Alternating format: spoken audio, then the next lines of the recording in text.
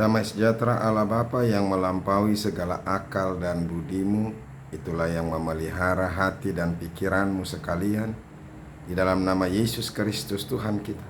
Amin. Shalom Bapak Ibu Saudara-saudaraku yang dikasihi Yesus Kristus. Selamat bertemu kembali dalam sapaan firman Tuhan buat kita hari ini. Saya berharap bahwa kita terus dalam keadaan yang penuh sukacita di dalam Tuhan. Sama seperti yang dikatakan oleh Rasul Paulus bahwa di dalam Tuhan kita akan dimampukan untuk bersukacita. Tetapi kalau kita di luar Tuhan, kita tidak akan bisa bersukacita. Bahkan kita akan terus bersungut-sungut. Orang-orang yang ada di dalam Tuhan selalu menatap hal-hal yang positif. Dan ketika kita berpikir positif, maka kita akan bisa bersukacita. Bahkan kita akan bisa bersyukur terus dalam hidup kita. Amin. Firman Tuhan yang menjadi renungan bagi kita hari ini yaitu yang terambil dari Efesus pasal yang ke-5 ayat yang ke-20. Dia katakan demikian. Ucaplah syukur senantiasa atas segala sesuatu dalam nama Tuhan kita Yesus Kristus kepada Allah dan Bapa kita. Demikianlah firman Tuhan. Bapak Ibu Saudara-saudaraku, firman Tuhan bagi kita hari ini adalah bagian daripada judul hidup sebagai anak-anak terang. Dikatakan di sini kalau anak-anak duniawi, anak-anak yang tinggal dalam kegelapan, pasti dia tinggal dalam kelakuan-kelakuan yang di dalam kegelapan. Percabulan, macam-macam lah ya. Sebenarnya kita bisa lihat dalam ayat-ayat sebelumnya. Tetapi percabulan dan rupa-rupa kecemaran atau keserakahan disebut saja pun jangan di antara kamu. Jadi artinya jangan hidup dalam percabulan. Jadi itulah anak-anak kegelapan. Ya, demikian juga perkataan kotor atau perkataan yang kosong atau sembrono. Jadi anak-anak kegelapan selalu bertindak dalam kedagingannya yang gelap.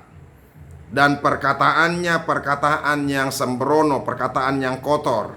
Dan juga tinggal dalam percabulan. Dan banyak hal yang semuanya itu melambangkan bahwa terang Tuhan tidak ada di situ.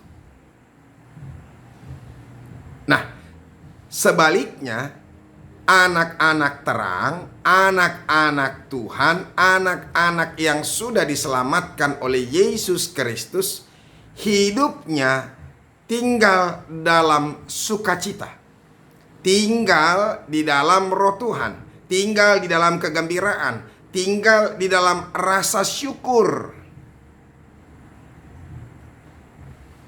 Anak-anak Tuhan selalu melihat apa yang ada dalam hidupnya ini merupakan kebaikan Tuhan. Apapun yang Tuhan berikan kepada kita, anak-anak Tuhan. Ingat ini, ketika kita sungguh-sungguh berserah kepada Tuhan, sungguh-sungguh kita melakukan yang baik, sekalipun apa yang datang kepada kita, apa yang diberikan kepada kita, merupakan hal-hal yang tidak mengenakan, tetapi itu adalah hal yang terbaik. Kalau kita menyadari bahwa dalam hidup ini, ketika kita melakukan yang benar, ketika kita sudah berdoa kepada Tuhan, ketika kita sudah sungguh-sungguh berserah dan percaya akan Tuhan dan melakukan pekerjaan-pekerjaan kita dengan baik, tetapi masih ada sesuatu yang tidak baik terjadi dalam kehidupan kita, itu masih bagian yang terbaik yang Tuhan maksudkan dalam hidup kita. Mengerti nggak maksud saya? Kalau kita melakukan yang baik, jadi supaya setiap orang percaya, jangan pernah bersungut-sungut dulu. Jangan pernah kecewa dulu. Jangan pernah kesal dulu. Dan menganggap sesuatu yang tidak baik itu adalah hal-hal yang negatif. Dan begitu gampangnya bagi setiap orang untuk menilai segala sesuatu dari sudut hal yang negatif. Sehingga kita selalu bersungut-sungut, sehingga kita selalu kecewa, sehingga kita selalu bersedih. Misalnya contohnya seperti ini. Ketika kita sudah berdoa kepada Tuhan, ada anak muda yang minta jodoh kepada Tuhan, dan dia menemukan jodoh atau pacar yang menurut dia ini sudah sangat pas, ini sudah sangat baik. Orangnya pintar, cantik, ya, energik, good looking, semualah di situ lengkap. Kemudian mereka berkenalan dan mereka menikmati kebersamaan mereka dan mereka merasa pas. Tetapi entah bagaimana, ya, perempuan itu ternyata meninggalkan dia.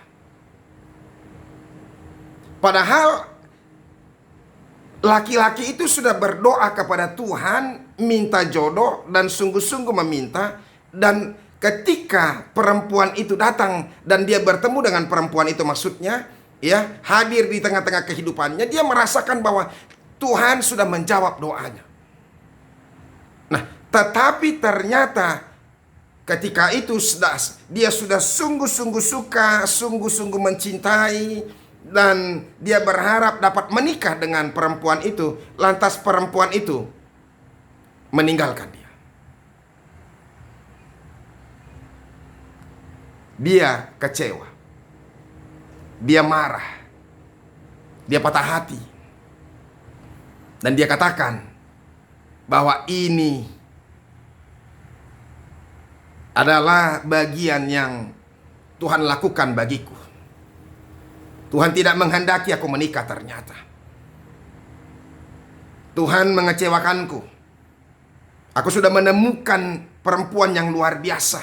Aku sudah berbuat baik, bahkan tidak pernah melakukan yang curang bagi perempuan. Tetapi ternyata kenapa aku ditinggalkan? Kenapa Tuhan membiarkan aku ditinggalkan? Nah, Bapak Ibu saudara-saudaraku, ini yang mau kita katakan. Dalam hal yang seperti itu pun, sekalipun kita sudah berdoa, sekalipun kita melakukan yang benar, tetapi ketika apa yang kita harapkan, yang kita rasa sudah cocok untuk kita ternyata tidak, kita terlalu gampang untuk menyatakan bahwa Tuhan membiarkan aku menderita. Sehingga kita bersungut-sungut, sehingga hati kita sedih, dan kita menjadi tidak pernah bersyukur akan hidup ini.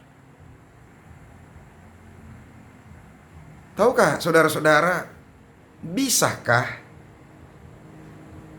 ternyata ada yang lebih baik lagi yang didapatkan oleh laki-laki yang ditinggalkan oleh pasangannya tadi atau pacarnya tadi? Bisa. Ternyata mungkin bagi Tuhan itu tidak cocok buatnya. Nanti dia menderita. Ketika ada perempuan yang cantik, yang pintar, yang good looking, semuanya serba di situ. Ya kan? Bisa saja ketika dia menikah, dia justru menderita karena banyak orang yang melirik dia. Bahkan mungkin dia bisa selingkuh. Bisa kan? Bisa. Nah, cara berpikir duniawi itu harus kita pisahkan dengan cara berpikir Tuhan. Kalau kita sudah melakukan sesuatu dengan baik, kita berdoa dengan baik, kita berserah kepada Tuhan dengan jelas, pasrah, dan percaya kepada apa yang Tuhan berikan, dan kelakuan kita pun juga kita jaga dengan baik, tetapi ternyata apa yang Tuhan berikan ternyata tidak begitu sesuai dengan apa yang kita harapkan, berarti, ini, ingat ini, berarti itu bukan yang terbaik. Ada yang terbaik lagi yang Tuhan mau berikan kepada kita. Nah, sehingga kita boleh bersyukur. Saudara-saudaraku, kalau kita lihat dari ayat-ayat sebelumnya, ya, Dia katakan demikian. Ayat 19, dan berkata-katalah seorang kepada yang lain dalam mazmur, kidung puji-pujian dan nyanyian rohani. Bernyanyi dan bersoraklah bagi Tuhan dengan segenap hati. Artinya orang-orang yang hidup dalam terang, hidupnya terus akan bernyanyi, bermazmur, bersorak-sorai atas berkat-berkat Tuhan. Atas apa yang Tuhan lakukan dalam kehidupan kita. Minimal sama seperti renungan yang kemarin. Orang akan boleh menyanyikan nyanyian yang baru ketika dia mengerti bahwa ada hal yang luar biasa yang Tuhan berikan. Bukan saja soal pembebasan, tapi minimal saudara-saudara bagi orang Kristen, orang akan bersyukur terus karena hidupnya sudah dibebaskan dari dosa dan kematian. Jadi dia akan bersyukur terus kepada Tuhan dan bersuka cita terus. Makanya firman Tuhan ini mengingatkan kita sekali lagi. Dikatakan ucaplah syukur senantiasa atas segala sesuatu. Ucaplah syukur senantiasa. Kata senantiasa artinya setiap saat. Pagi bersyukur, siang bersyukur, malam bersyukur. Ada uang bersyukur, tidak ada uang juga bersyukur. Ketika kita naik pangkat bersyukur, dan ketika tidak naik pangkat juga bersyukur. Banyak hal, saudara-saudara. Itu yang mau dikatakan senantiasa dalam segala situasi. Loh, kadang-kadang kita bertanya, kenapa bisa dalam segala situasi?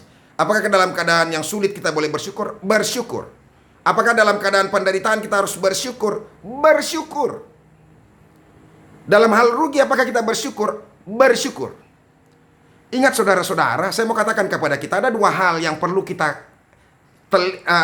analisa dengan baik atau kita imani dengan baik. Yang pertama, ketika sesuatu yang terjadi sekalipun itu penderitaan atau pergumulan atau persoalan atau masalah, ketika kita bersungut-sungut, ketika kita kecewa, ketika kita menderita, ketika kita bersedih, maka pergumulan kita akan semakin bertambah dua kali. Beban yang kita alami itu akan semakin bertambah besar. Betul? Ya, jelas dong. Ketika kita mengalami pergumulan, kemudian kita bersedih, kemudian kita kecewa, kemudian kita geram, kita marah, beban itu semakin berat. Tetapi yang kedua, ketika kita mengalami pergumulan, beban yang berat, persoalan, kerugian, banyak hal. Tetapi ketika kita bersyukur, maka beban kita akan semakin berkurang. Itu manfaat yang bersyukur. Oleh karena itu, saudara-saudara, firman Tuhan ini mengungkapkan kepada kita, mengajak kita supaya setiap orang percaya teruslah bersyukur di dalam Tuhan. Ingat, hanya di dalam Tuhan. Filipi 4 ayat 4 Rasul Paulus berkatakan, bersukacitalah di dalam Tuhan. Sekali lagi kau katakan bersukacitalah. Paulus ketika mengatakan itu, dia sedang dipenjara. Kaki dan tangannya sedang diikat di rantai atau dipasung. Karena dia dianggap adalah penjahat yang luar biasa. Sehingga mereka harus dirantai. Di dalam penjara sendiri dirantai. Menurut ukuran manusia, mereka menderita. Mereka mengalami penyiksaan, mengalami beban yang berat. Tetapi justru ketika itu mereka bernyanyi terus di dalam penjara itu. Bersyukur, mengangkat puji-pujian kepada Tuhan. Ini yang luar biasa. Dan ketika itu, kuasa Allah datang kepada mereka. Seketika itu, ada gempa bumi. Dan semuanya pintu terbuka. Hampir saja penjaga penjara itu bunuh diri karena dia ketakutan. Wah, saya sudah pasti kena hukum. Tapi ternyata Rasul Paulus dan Silas ketika itu mengatakan, kami masih di sini. Maka dia jadi percaya dan dibaptis. Bapak Ibu Saudara-saudara, orang yang bersyukur kekuatannya menjadi luar biasa. Oleh karena itu, bersyukurlah senantiasa di dalam Tuhan. Sekali lagi, ucaplah syukur senantiasa atas segala sesuatu dalam nama Tuhan kita Yesus Kristus kepada Allah dan Bapa kita. Oleh karena itu, biarlah kita selalu bersyukur, supaya paling tidak ketika beban kita banyak, beban kita berkurang. Ketika situasi masalah yang ada terjadi, kita semakin dikuatkan. Bersyukurlah terus. Tuhan Yesus memberkati. Amin. Terima kasih Tuhan untuk firman-Mu yang boleh kami dengarkan. Kami sungguh-sungguh dikuatkan, sungguh-sungguh dihibur, sungguh-sungguh diteguhkan kembali dalam hidup ini. Apapun yang sedang terjadi dalam hidup kami terus harus bersyukur. Karena ketika kami bersyukur, kekuatan itu semakin nampak dalam hidup kami. Dan beban kami juga semakin berkurang. Dalam nama Yesus Kristus kami berdoa. Amin. Saudara-saudara, kita sudah dengarkan firman Tuhan. Jangan lagi mau bersungut-sungut. Justru kita bersyukur terus di dalam Tuhan. Semoga firman Tuhan ini memberkati kita. Tuhan Yesus memberkati. Sampai ketemu besok. Jangan pernah tinggalkan firman Tuhan. Teruslah mendengarkan firman Tuhan. Karena engkau akan memperoleh berkat, memperoleh kekuatan, dan memperoleh hidup. Tuhan Yesus memberkati. Sampai ketemu.